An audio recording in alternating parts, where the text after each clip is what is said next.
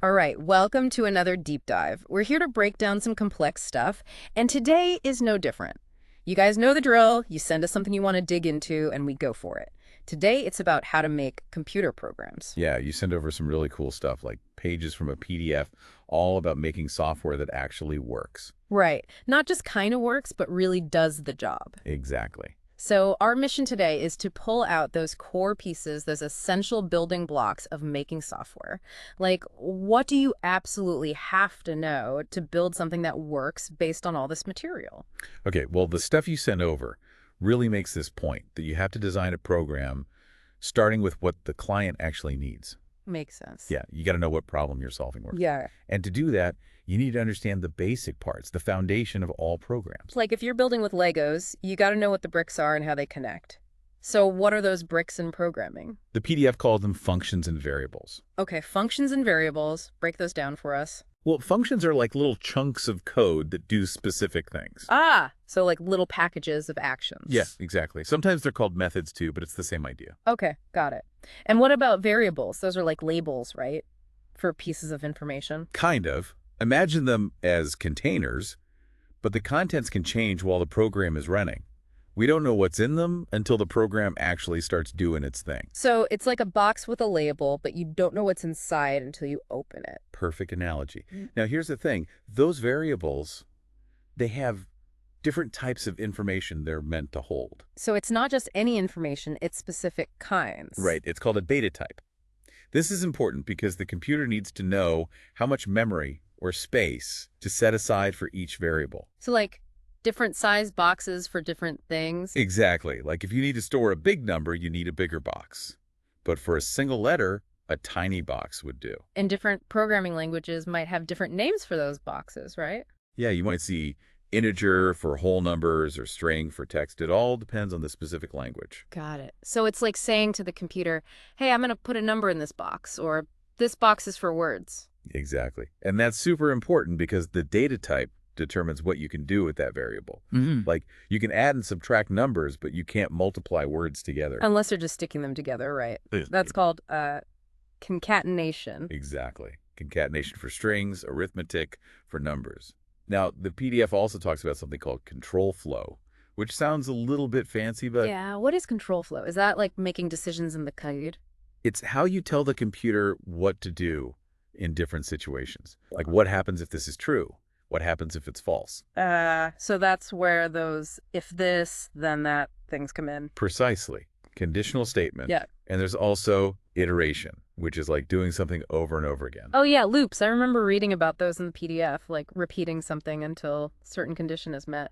Exactly. And then there are data structures, like arrays, which help organize data in a specific way. So you've got your basic building blocks, functions, and variables, and then you have the instructions for how to use them, like control flow and data structures. That's a great way to put it. It's like having the ingredients and the recipe to make a cake or build a house. Now, when we talk about building a program for a client, what we're really doing is handling their information, right? Right. It's all about information, taking data in, processing it, and then giving back some useful output. That's where data models come in. Okay, data models. What are those? They're like a blueprint for how information will be organized and used within a program. It's about structure and logic. So how does that work in practice? Well, the PDF talks about a few key elements. First, you've got the business logic, the rules of how the client's world works. Like if you're building software for a bank, the rules about how transactions happen would be part of that logic. Exactly. Then you have the entities, which are the specific things the software deals with. Like in a bank, you'd have customers, accounts, transactions. Each of those is an entity. Okay, makes sense. And each entity has attributes, right? Like a customer has a name, an address, an account balance. Precisely. And then the last piece is how all of those entities are connected to each other. The PDF mentions visual representations called schemas, which help designers map all of this out. So it's like before writing any code, you're drawing a map of how the information in the client's business works, right? Exactly. The schema is the blueprint for the data itself. And what's interesting is there are tons of different ways to model data, depending on what you're trying to achieve. Oh, wow, really? Yeah. The PDF links to a data administration newsletter that lists a bunch of them. Conceptual models, canonical models, application-specific models. So there's no one-size-fits-all approach to building these data models. Not at all. It really depends on the specific needs of the client and the project. You might need a high-level conceptual model to get everyone on the same page, or a very detailed canonical model for a complex system. This is reminding me of when I was trying to remodel my kitchen. I had to draw up plans and figure out where everything would go before I even started buying cabinets and appliances. That's a perfect analogy. A good data model is like a good kitchen plan. It helps you avoid costly mistakes and rework later on. So you've got the information mapped out with the data model. What comes next? The next step is figuring out how to actually manipulate that information to achieve what the client needs. That's where algorithms come in. Algorithms. That sounds complicated. It might sound intimidating, but an algorithm is just a step-by-step plan for solving a problem. It's like a recipe for a computer. Oh, I get it. Like that making a cup of coffee example in the PDF. Exactly. You have a specific goal making coffee, and you have a series of steps to achieve that goal. In programming, an algorithm tells the computer exactly what to do, step by step, to solve a particular problem for the client. So it's the logic that drives the program based on the data you've organized with the data model. You got it. The PDF also mentions a clever type of algorithm called divide and conquer. Divide and conquer. What's that? It's like taking a big problem and breaking it down into smaller, easier to solve problems. You solve each of those, then combine the solutions to tackle the big problem. Oh, that makes sense. It's like breaking down a big project into smaller tasks, much more manageable that way. Right. The PDF points to some other resources if you want to dive deeper into that. Now, once you've got your algorithm figured out, you don't jump straight into writing code in a specific programming language. No. What do you do then? You write pseudocode. It's like writing out your program in plain English before translating it into computer language. Oh, so it's like a draft of the code, but written in a way that anyone can understand. Exactly. The PDF gives an example for a simple calculation, like adding two numbers. You write out the steps in clear, logical language. That seems helpful for making sure everyone is on the same page before you get into the nitty-gritty of coding. Exactly. And the PDF gives some good tips for writing effective pseudocode, like keeping it general, putting each step on its own line, and using indentation to show the flow of the logic. Good tips to keep in mind. So once you've got your pseudocode, you're ready to start writing actual code, right? The PDF uses the C programming language as an example. Right. Now, there are different styles of programming, like procedural and object-oriented, but the core principles are generally the same. And C is a good language to start with because it's been around for a while, right? Yeah, it's from the 1970s, so it's pretty foundational. It's what's known as a compiled language. Compiled language, what does that mean? It means you need a special program called a compiler to translate the code you write into something the computer can actually understand and run. So it's like having a translator for the computer. Exactly. The PDF points out that if you make any mistakes in your code, the compiler won't be able to do its job. And while you can technically write C code in any basic text editor, Most programmers use something more specialized, right? yes, they use integrated development environments, or IDEs. How do those? They're like superpowered text editors specifically designed for writing code. They have all sorts of helpful features like syntax highlighting and debugging tools. So it's like having a whole workshop for writing code instead of just a basic hammer and nails. Exactly.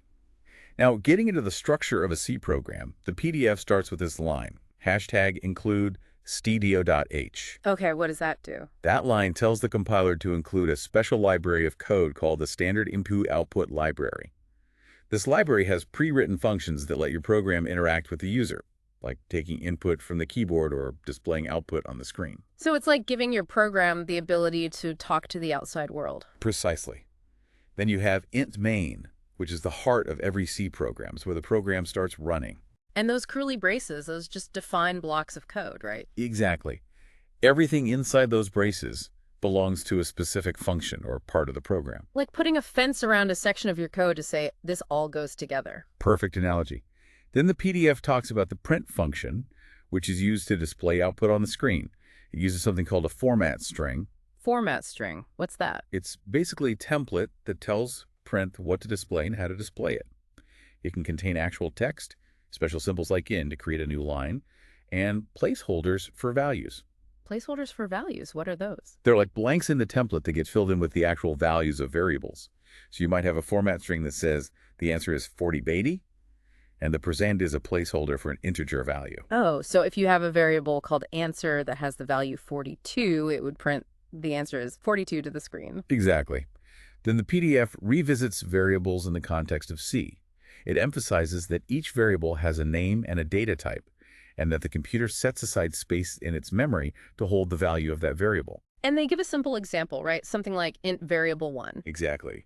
That line declares a variable called variable1, which is meant to hold an integer value. And they list some common data types in C, like int for integers, float for decimal numbers, and char for single characters. Right. And they point out that the print function can direct output to different places besides the screen, like to a file or even another part of the program. So you can use printf to send messages to different parts of your program. That's pretty cool. It is. Then the PDF walks through a simple C program that adds two numbers together. They declare three integer variables, assign values to the first two, calculate the sum, and then use print with those placeholders to display the result. And that's how you get that classic 1 + 2 = 3 output. Exactly. Then they introduce the scan function, which is used to get input from the user. So instead of hard coding the values 1 and 2 into the program, you can ask the user to enter them. Precisely. Scanf uses those format specifiers again, but this time they're used to tell the program what type of data to expect from the user's input. And they mention this ampersand symbol, Anna, that goes before the variable name in Scanf. What's that for? It's the address of operator.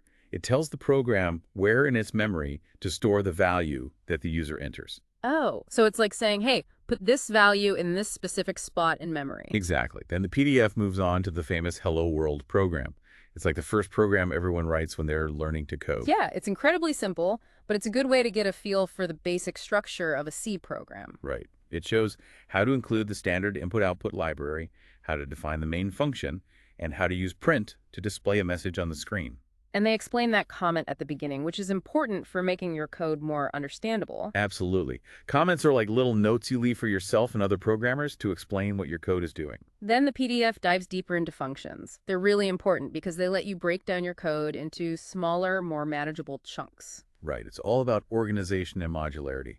A good function does one specific thing and does it well. And they break down the structure of a function, right?